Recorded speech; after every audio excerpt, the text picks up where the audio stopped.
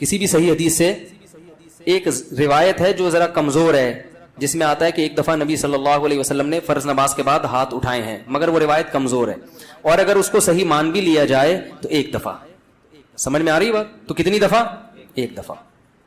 اصول فقہ کی کتابوں میں لکھا ہوا ہے، چاروں مذاہب کی فقہ کی کتابوں میں، کہ حدیث اگر کوئی عمل کثرت سے کیا جاتا ہو اور اس کا نقل کرنے والا صرف ایک ہو تو یہ بات بھی حدیث میں شک پیدا کر دیتی ہے.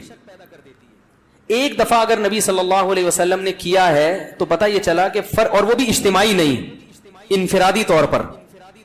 سمجھ میں آ رہی ہے بات؟ انفرادی طور پر. تو آپ بھی کبھی کبھار انفرادی طور پر رفع الیدین کر لیں.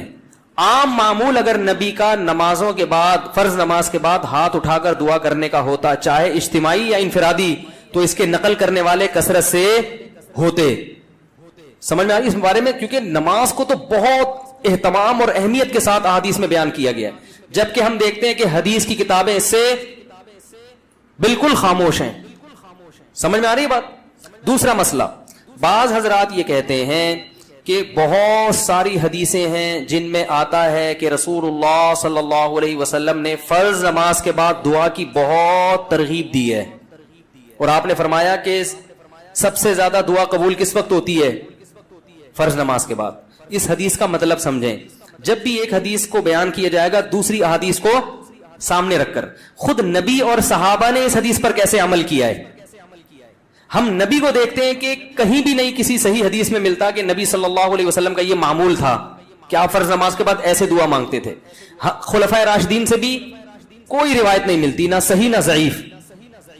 بھائی دیکھو ہمارے ہاں تو یہ پابندی سے ہو رہا ہے نا پانچوں نمازوں میں ہر مسجد میں، اگر صحابہ میں بھی ایسا ہوتا تو کوئی ضعیف روایت تو ملتی نا صحابہ کرام سے، نہ صحیح ہے نہ ضعیف ہے. اور نبی سے بھی کوئی کثرت سے ایک روایت ہے، اس کی سند پہ بھی کیا ہے؟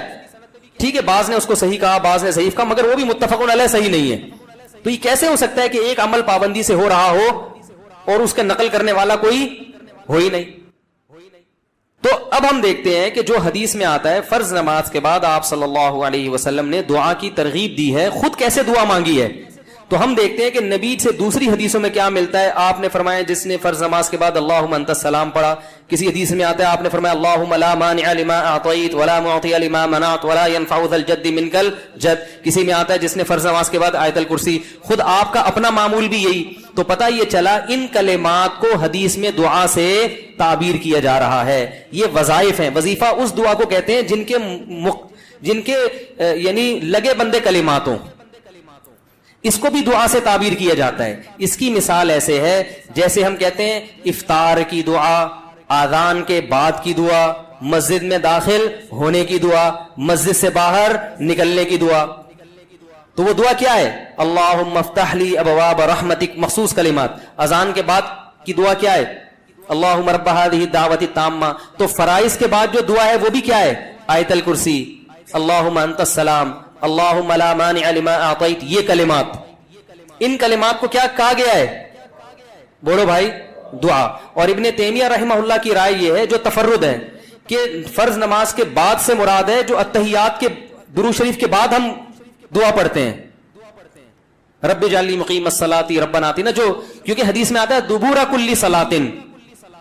تو دبر کا جو لفظ ہے عربی میں وہ بعد کے معنی میں بھی استعمال ہوتا ہے اور اینڈ کے معنی میں بھی. ابن تیمیہ رحمہ اللہ کہتے ہیں کہ جو ہم نماز کے آخر میں اتحیات پڑھتے ہیں، پھر درود شریف پڑھتے ہیں، اس کے بعد جو دعائیں کرتے ہیں نا، تو فرض نماز کے بعد سے مراد کیا ہے؟ یہ والی. لیکن یہ ان کا تفرد ہے. ہم کہتے ہیں ایسا نہیں بلکہ سلام کے بعد. مگر دعائیں کون سی؟ وہ جو منقول ہیں. یہاں تک میں سمجھا پایا اپنی بات؟ آگے چلیں. اور نبی صلی اللہ علیہ وسلم نے مختلف مواقع پر مختلف وظائف پڑھے ہیں فرض نماز کے بعد، کبھی آیت الکرسی، کبھی اللہم انت السلام. تو ہم یہ کہتے ہیں دوسری طرف حضرت عائشہ رضی اللہ تعالی عنہا کی حدیث ہے کہ آپ صلی اللہ علیہ وسلم فرض نماز کے بعد اللہم انت السلام کے بقدر بیٹھتے تھے اور پھر کھڑے ہو جایا کرتے تھے. ان دونوں حدیثوں کو ملا کے پتہ چلتا ہے کہ فرض نماز کے بعد جتنے وظائف منقول ہیں یہ سارے نہیں پڑھنے، کبھی کوئی اور کبھی کوئی. اہمیت چونکہ اللہم انت السلام کی زیادہ ہے اور وہ دائمی معمول رہا ہے نبی کا، جیسے حضرت عائشہ کی، تو اس کو ہم نے اہمیت دی. اور ہم کہتے ہیں کہ پھر آپ فوراً کھڑے ہو کر سنتوں میں مشغول ہو جائیں، باقی وظائف اور تسبیحات آپ پڑھیں سنتوں کے بعد. اس طرح تمام حدیثوں میں تطبیق. اور اہل حدیث حضرات یہ کہتے ہیں کہ نہیں, فرض نماز کے بعد ہی آپ تمام معمولات پورے کریں, اس کے بعد سنتیں پڑھیں. تو یہ علماء میں ایک اختلاف ہے. لیکن ہاتھ اٹھا کے دعا مانگیں جیسے ہمارے ہاں رائج ہے, یہ کہیں بھی نہیں ہے. حتیٰ کہ چاروں, یہ تو اب یعنی اہل حدیث میں بھی نہیں ہے, وہ تو سب کو پتا ہے نہیں ہے. یہ فقہ حنفی میں بھی نہیں ہے, فقہ شافی میں بھی نہیں ہے, فقہ مالکی میں بھی نہیں ہے, اور فقہ حنبلی میں بھی نہیں ہے. کیونکہ فقہ حنفی کی کتابیں بھی اس سے خالی, فقہ مالکیہ, شافعیہ, حنابلہ ان کی کتابیں بھی اس سے بالکل خالی. نہ صرف خالی بلکہ اس کے مخالف.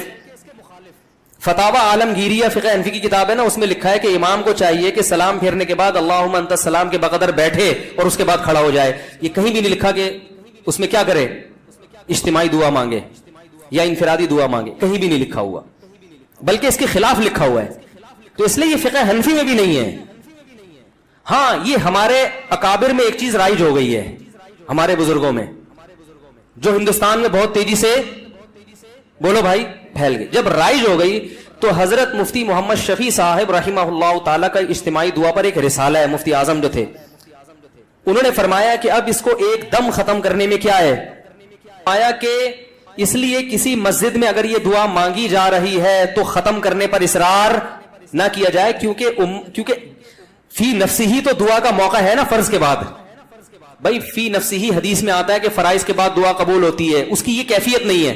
تو فی نفسی ہی نماز کے بعد دعا کا ایک موقع ہے, تو اس میں عوام نے کچھ چیزیں اپنی طرف سے لگا کے اجتماعی ہیئت بنا دی. تو چونکہ ایک ہوتی ہے, ایک چیز کا سرے سے کوئی اصل ہی نہیں ہے, اور ایک اصل ہے مگر اس کی کیفیت منقول نہیں ہے, تو اس میں معاملہ تھوڑا سا کیا ہو جاتا ہے, اہون ہو جاتا ہے, کمتر ہو جاتا ہے. تو اس لیے انہوں نے لکھا کہ چونکہ یہ اتنی زیادہ پھیل گئی ہے, اس کو ایک دم ختم کرنا, اس میں فتنہ بہت ہے, اور خود شریعت ہی فتنے کو پسند نہیں کرتی. تو ائمہ کرام کو چاہیے محبت سے لوگوں کی ذہن سازی کریں, لیکن ایک دم اس کو چھوڑنے کی کوشش, بولو بھائی, نہ کریں. یہ کون کہہ رہا ہے, مفتی اعظم, جو حضرت مفتی تقی صاحب کے کیا تھے, والد. اس لیے کہ میرا جب یہ کلپ جاتا ہے نا تو بہت سے لوگ میرے خلاف ایک طوفان کھڑا کر دیتے ہیں کہ یہ حنفی نہیں ہے, یہ پتہ نہیں, یہ تو بزرگوں ہمارے اکابر کے خلاف چل رہا ہے, تو پتہ نہیں کیا کیا لوگ بنانا شروع کر دیتے ہیں. تو ہمارے اکابر قرآن و سنت کے فالوورز تھے, لیکن اگر کسی اکابر نے کوئی چیز کر دی ہے تو اب یہ تو نہیں کہ اس کو آپ نے لازمی قرآن و حدیثی کے مطابق کرنا ہے کیونکہ ہمارے بزرگ نے کر دی ہے. ایسا تھوڑی ہوتا ہے. کسی بزرگ سے بھی تو خطا ہو سکتی ہے, بڑے بڑے علماء سے خطا ہوئی ہے. میرے شیخ و مرشد مفتی رشید احمد صاحب, جن سے میں اتنے سال بیعت کا تعلق رہا, تو احسن الفتاوی میں ان کے بعض مسائل سے ہم نے رجوع کیا ہے. ہم نے کہا یہ حضرت کی رائے تھی مگر ہم اس سے متفق, بولو بھائی, نہیں ہے. تو اب اس کا یہ مطلب کہ ہم اکابر کو نہیں مانتے, اور ہمارے شیخ نے بعض چیزوں میں اپنے شیخ سے اختلاف کیا ہے. تو یہ تو علماء میں ہر دور میں چلا آ رہا ہے کہ امام ابو یوسف نے بعض چیزیں امام ابو حنیفہ کی نہیں مانی, تو کیا مطلب وہ امام حنیفہ کو ہی نہیں مانتے تھے. تو اگر بعض اکابر, سب نہیں, اگر ہم اپنے کسی بعض اکابر سے کوئی مسئلے میں اختلاف کر لیتے ہیں تو اس کا یہ مطلب نہیں ہے کہ ہم ان اکابر کو گمراہ سمجھنے لگے ہیں. بعض لوگ کہتے ہیں آپ کا علم زیادہ تھا, یہ ان علماء کا علم زیادہ تھا. تو میں ان سے کہتا ہوں آپ کا علم زیادہ ہے, مفتی شفیع صاحب کا علم زیادہ ہے نا. تو ایسا تھوڑی ہے کہ میرا تفرد ہے. تو حضرت مفتی شفیع صاحب رحمہ اللہ کی بھی رائے تھی. مفتی رشید احمد صاحب بھی بہت بڑے عالم تھے, حضرت مفتی شفیع صاحب کے نائب تھے وہ فتوے میں. ان کا پورا احسن الفتاوی میں ایک رسالہ ہے کہ فرائض کے بعد رفع الیدین سے دعا نہیں ہے, پورا رسالہ لکھا ہے انہوں نے. تو وہ بھی تو ہمارے اکابر ہی میں سے ہی تھے. تو ہاں یہ کہہ سکتے ہیں کہ اکابر میں اس مسئلے میں کیا ہے, اختلاف ہے. تو ٹھیک ہے, آپ کو جس کی رائے زیادہ بہتر لگے آپ اس کی رائے کو فالو کریں, دوسرے کی رائے پر طنز نہ کریں. آپ کو اگر میری رائے غلط لگتی ہے تو آپ ان اکابر کی رائے کو فالو کریں, ہم پہ طنز نہ کریں. اور ہمیں اگر یہ رائے صحیح لگتی ہے تو ہم اس رائے کو فالو کریں. میں کبھی اس مسئلے پہ کسی دوسرے بزرگوں یا اکابر پر طنز نہیں کرتا. مجھے لوگ آ کے بتاتے ہیں کہ فلاں مسجد کے امام اجتماعی دعا کراتے ہیں, میں کہتا ہوں بھائی ٹھیک ہے, وہ اپنی رائے ہوگی ان کی, اس کی وجہ سے نہ اس امام کی توہین جائز. بلکہ میں تو یہاں تک کہتا ہوں, میری مسجد میں بھی جب مؤذن صاحب پڑھاتے ہیں نماز تو وہ اجتماعی دعا کراتے ہیں. مؤذن صاحب میں نے کبھی آپ کو منع کیا؟ میں اس لیے منع نہیں کر رہی, میرے مقلد تھوڑی ہیں. یہ کہہ سکتے ہیں بھائی فلاں امام بھی کر رہے ہیں, فلاں بزرگ بھی کر رہے ہیں, فلاں وہ عالم, وہ آپ سے بڑے عالم ہے وہ کر رہے ہیں, تو یہ میرے تھوڑی مقلد ہیں. تو میں کیا کہوں گا بھائی, جب ایک اتنے بڑے عالم کو فالو کر رہے ہیں تو میں کیا کہہ سکتا. میں اپنی رائے دلائل کی دنیا میں پیش کر دوں گا, بھائی یہ سمجھ میں آ رہی ہے ٹھیک ہے, نہیں آ رہی ہے تو بھی ٹھیک ہے. کوئی اتنا بڑا ایشو نہیں ہے کہ جس پہ ہم ایک دوسرے کے خلاف مناظرے کریں. فتوے دیں. ساری مسجدیں جتنی بھی ہیں سب میں اجتماعی دعا ہوتی ہے. لوگ مجھے آ کے بتاتے ہیں وہ تو کر رہے ہیں. کہتا ہوں بھائی وہ بھی سنت ہی کو اپنے لحاظ سے فالو کر رہے ہیں. اللہ نے ان کو جتنا علم دیا, جتنی سمجھ دی, اور جو ان کے بس میں تھا اس کے حساب سے ان کو یہ صحیح لگا تو وہ اس کو فالو کر رہے ہیں. میں کسی پہ الزام نہیں لگاتا کہ میں ہی سنت کا ٹھیکیدار ہوں, باقی سارے فراڈی ہیں, ایسا نہیں ہے. جس کی جو سمجھ میں, اختلاف تو ہوتا ہے نا مسائل میں علماء کا, تو جب اختلاف تو ہوتا ہے نا تو پھر اس لیے وہ تو کوئی بات نہیں. امام ابو یوسف کا امام ابو حنیفہ سے اختلاف ہوا تو یہ تو نہیں کہ وہ غلط ہو, دونوں صحیح ہیں. امام شافعی کا امام ابو حنیفہ سے ہوا تو پھر بھی دونوں صحیح ہیں. تو آپ کو جس کی بات سمجھ میں آ رہی ہے فالو کریں, کسی پر کیچڑ نہ اچھالیں. دلائل کی دنیا میں مجھے یہ بات زیادہ سمجھ میں آ رہی ہے کہ اگر یہ چیز سنت ہوتی تو صحابہ کرام سے منقول کیوں نہیں ہے. لو کان خیرا لسبقونا الیہ. صحابہ, تابعین, ائمہ اربعہ اور ہماری جو عربی فتاوی کی کتابیں ہیں ان میں اس کا تذکرہ ہوتا نہیں ہے. تو پھر یہ بات ہمیں سمجھ میں نہیں آتی. سمجھ رہے ہیں بات کو. باقی میں بار بار یہ کہتا ہوں کہ اہل حدیث کی ہر بات کو غلط قرار دینا یہ بھی صحیح نہیں ہے. بعض لوگ نے کیا کیا, چونکہ اہل حدیث نے کہا ہے لہذا غلط ہی ہوگا, تو یہ موقف بھی غلط ہے. لا یجرمنکم شنآن قوم علی الا تعدلوا. قرآن کہہ رہا ہے ایمان والو, کسی قوم کی دشمنی تمہیں اس بات پر نہ ابھارے کہ تم حق کا دامن چھوڑ دو. اگر اہل حدیث نے کوئی بات درست کی ہے تو آپ کو ماننی چاہیے, غلط کی ہے تو آپ کو بتانا چاہیے. ہم اس تو اہل حدیث کی بہت سی چیزوں کو ہم غلط بھی کہتے ہیں, لیکن بہت سی چیزوں کو ہم صحیح بھی کہتے ہیں, اور بہت سی چیزوں کو ہم یہ کہتے ہیں کہ اس میں دونوں طرف احتمال ہے, دونوں رائے, اجتہادی مسئلہ ہے, یہ بھی صحیح ہو سکتا ہے وہ بھی صحیح ہو سکتا ہے. تو اعتدال کا جو راستہ ہے نا وہ نہیں چھوڑنا چاہیے. تو میں کیوں مانگتا ہوں؟ پہلی بات, میں اجتماعی نہیں مانگتا, میں فرض کے بعد اجتماعی دعا نہیں مانگتا. میں اللہم انت السلام پڑھتا ہوں صرف, اور رفع الیدین ہلکا سا کرتا ہوں کیونکہ لوگوں میں تحمل نہیں ہے. اگر میں نے یہ بھی نہیں کیا تو اگلی نماز میں پبلک شارٹ کر دے گی مجھے. چلو کوئی بات نہیں, شارٹ کرنے کی تو کیا ہوگا, دین کا سارا سلسلہ کیا ہو جائے. کسی اور مسجد میں جائیں گے تو وہاں بھی شارٹ, تیسری مسجد میں گئے وہاں بھی, تو شارٹ ہوتے ہوتے نتیجہ کیا نکلے گا, اپنا ایک الگ فرقہ جو لوگ کر رہے ہوتے لاؤنج ہو رہا ہوگا, اور اس کا نام کیا ہوگا, اجتماعی دعا بدعت, یہاں سے شروع ہوگی. تو امت کو ایک ایسے کام میں لگائیں گے جس کی شریعت میں کوئی خاص اہمیت بولو بھائی نہیں ہے. تو چونکہ فی نفسی ہی ایک چیز جائز ہے, اس کو سنت سمجھنا غلط ہے. تو فی نفسی جب ایک چیز کا جواز ہے اور فی نفسی موقع بھی ہے, اس گنجائش سے فائدہ اٹھاتا ہوں کہ بھائی چلو فی الحال اتنا کر لو انفرادی, اور اللہم انت السلام پڑھو اس میں, اور تھوڑی دیر رفع الیدین کر لو. عوام کو باقی سمجھاتے رہو. جب یہ مسجد کے نمازیوں میں تحمل پیدا ہو جائے گا, ہم بڑے ہو جائیں گے, بزرگ بن جائیں گے, سفید داڑھی ہو جائے گی, عمر کمر جھک جائے گی, ہم سے بڑے بڑے اکابر دنیا میں موجود ہیں, لوگ کہہ رہے ہیں بھائی ہم ان سے فتویٰ لیں گے آپ سے کیوں لیں, تو ان کو میں نہیں سمجھا, ان لوگوں کو میں اس بات پہ قائل نہیں کر سکتا.